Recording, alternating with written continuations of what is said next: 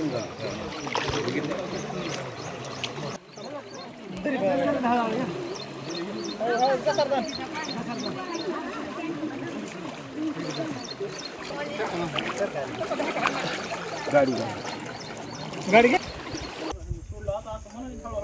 आता एक टाकलायची खाली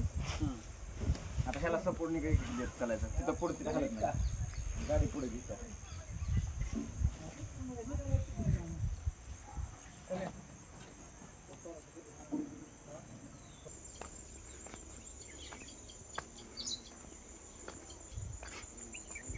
इथं मस्त फुट आला बघ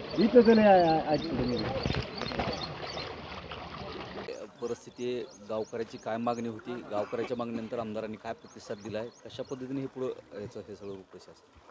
आता ह्या ठिकाणी आल्यानंतर प्रथमतः पुलाची पाहणी केली आणि लोकांच्या समस्या एवढ्या खरंच बिकट होत्या. तुम्हीही पाहिलं आहे ह्या वस्ती गरड वस्ती म्हणून चिचपूरची गरड वस्ती तिथं साधारणतः 200 ते 250 लोक राहतात, म्हणजे 50-60 वस्ती राहतात असं लोकांचं म्हणणं आहे. मग त्यानुसार लोकही आहेत, तुम्ही लोकांना किती गरज आहे हे पाहिली, कारण महिलाही त्याच प्रमाणात आल्यात,